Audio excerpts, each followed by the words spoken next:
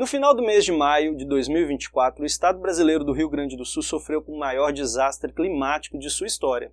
Cerca de 471 municípios foram atingidos por fortes chuvas que provocaram queda de barreira, enchentes e muitos outros estragos, é claro, sem mencionar mortos e desaparecidos. Um grupo formado por cientistas de diversos países apontam que essas inundações no Rio Grande do Sul foram intensificadas pela queima de combustíveis fósseis e não pelo evento climático denominado El Niño.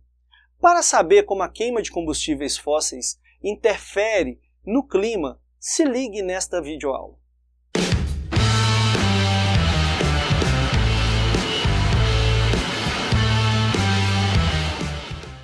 Para estudarmos o poder de interferência dos combustíveis fósseis no clima, devemos primeiro ter domínio do ciclo biogeoquímico do carbono.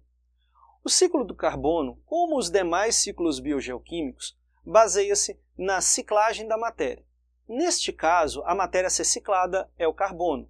Ele é encontrado no seu reservatório natural, a atmosfera, principalmente no formato de gás carbônico, monóxido de carbono e gás metano. Fica essa dica aí para você, tá bem? O carbono, bem como outros elementos, ele circula pela atmosfera, sendo inserido nos meios bióticos inicialmente pela via da fotossíntese. Os seres vivos clorofilados, que sejam vegetais, as algas e as cianobactérias, os fitoplânctos, eles assimilam e fixam esse carbono atmosférico em formato de carboidrato. Para isso, a influência luminosa e deste processo bioquímico desprende-se o gás oxigênio, além de moléculas de água. Reparem que por esta via, o carbono está preso, fixo, assimilado em uma substância orgânica que nós denominamos de carboidrato. Este mesmo carboidrato ele pode ser consumido pelo ser autótrofo que o produziu, ou ser incorporado em suas estruturas e servir de alimento para o próximo nível trófico de uma cadeia alimentar. Quando consumido o carboidrato, no processo de respiração celular, desprende-se o carbono no formato de dióxido de carbono, gás carbônico, e esse gás ele retornará à atmosfera. Nós temos uma próxima via, que é a via do heterótrofo. Essa via é quando o ser fotossintetizante ele serve de alimento a um outro nível. Quando se consome esse ser, parte deles e dos seus produtos transfere o carbono por meio da alimentação. Os carboidratos que constituem este ser passarão a ser processados no evento de respiração aeróbica e retornará também à atmosfera no formato de dióxido de carbono. Quando os seres vivos, fotossintetizantes e os heterótrofos morrem, seus corpos estão recheados de matéria orgânica e essa matéria passará pelo processo de decomposição.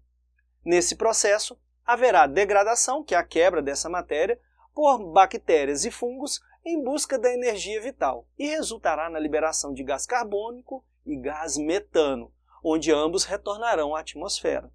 Os três processos, digamos que ocorram de maneira natural, em uma intensidade comum, baixa. Entretanto, com a descoberta do petróleo, o danado do ser humano consegue desprender este combustível, os seus derivados à base de carbono.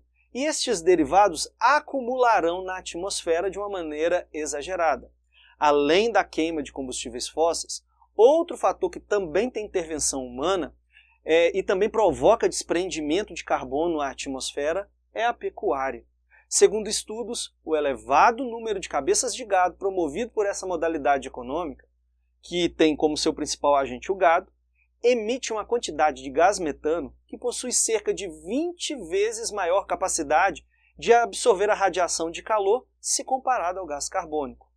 Nesse panorama, o ciclo biogeoquímico do carbono ele se conecta a assuntos importantes de ordem climática, as mudanças climáticas.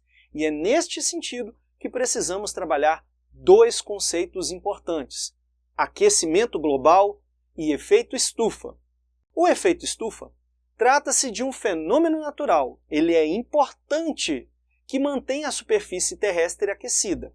Este efeito é tão importante principalmente por gerar condições favoráveis na vida da maneira que nós a conhecemos aqui. Sem o efeito estufa, estudos demonstram que a temperatura média do planeta seria de 18 graus negativos, sendo que a média global está próxima agora de 14 graus positivo. Dessa forma, o efeito estufa acontece com o acesso da radiação solar em nossa atmosfera, ele atinge a superfície terrestre. Na superfície, essa radiação solar é refletida na forma infravermelha para fora da nossa atmosfera. Mas, como a atmosfera possui gases de efeito estufa, os GES, parte desse calor é retido, de modo a aquecer o interior do nosso planeta. Isso é uma maneira positiva, é uma maneira natural, tranquilo?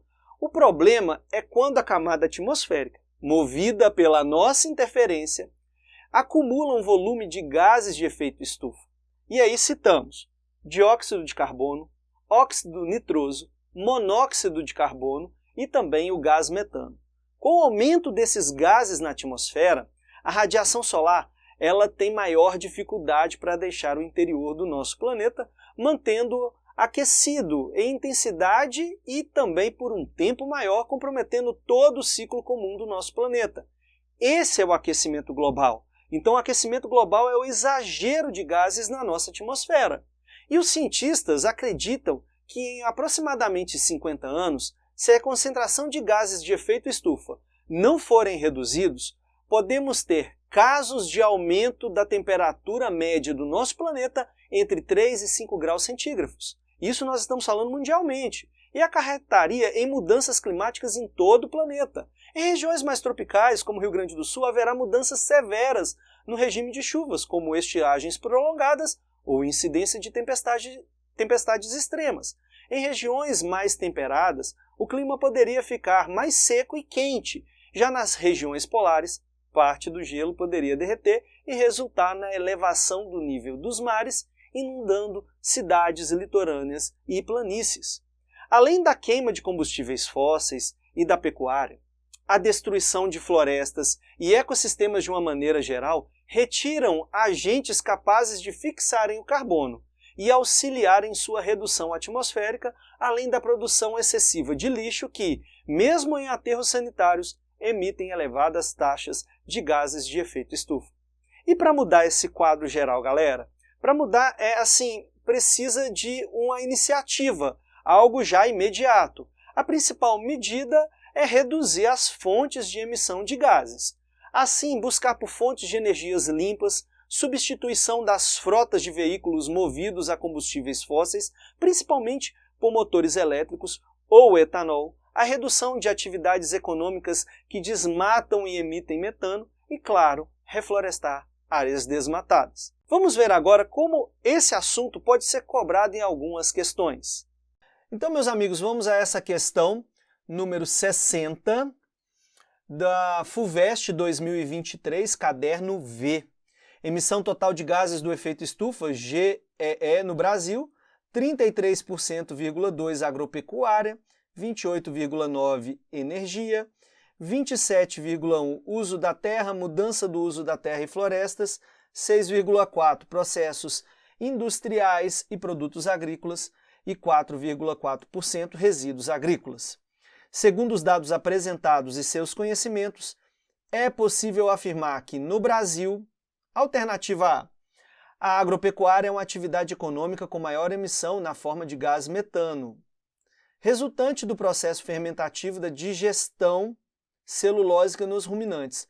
Bom, vamos marcar essa alternativa sendo, por enquanto, como a correta, pois a agropecuária ela é responsável pela emissão de GEE, principalmente no formato de metano, e o ruminante aqui no caso nós podemos citar o gado, que dentro do seu trato digestório acontece um processo fermentativo sim, e o gado emana gás metano por meio da sua flatulência e também por meio do seu arroto. Então essa questão aqui ela traz muita informação correta, vamos marcar por enquanto ela como sendo a nossa alternativa.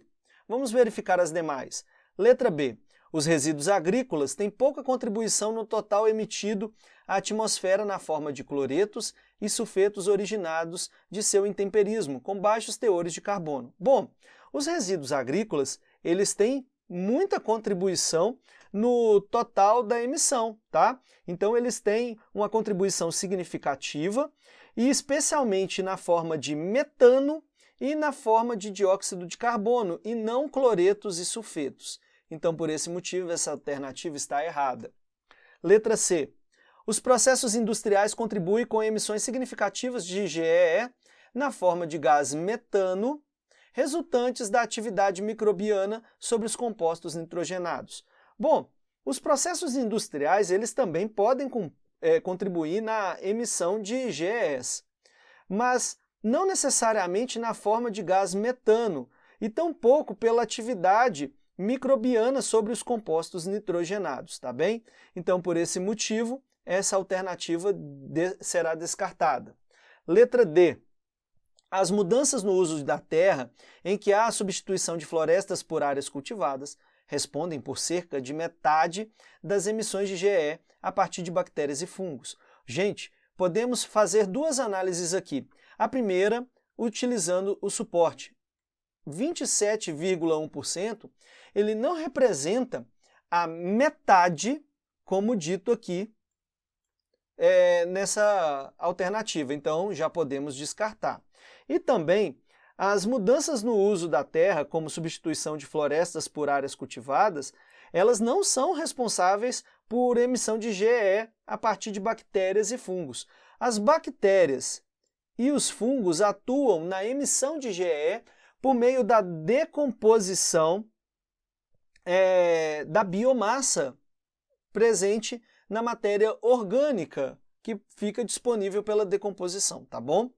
E vamos à alternativa E.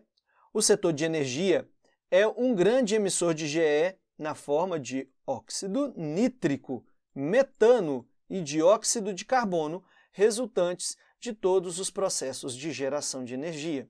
Olha só, enquanto o setor de energia é um grande emissor de GE, a afirmativa menciona estes gases, correto?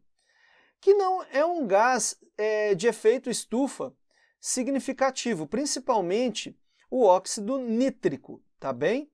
Esse óxido nítrico ele não é um gás significativo. E, além disso, os principais gases de efeito estufa, nós podemos mencionar que são o dióxido de carbono, o metano e, em menor medida, o óxido nitroso. Aqui nós temos uma questão que pode gerar confusão a você, estudante. Espero que esse assunto tenha sido esclarecedor, que a resolução desse exercício também possa ter aberto mais a sua mente para essas questões, e nos encontraremos numa próxima videoaula. Até mais!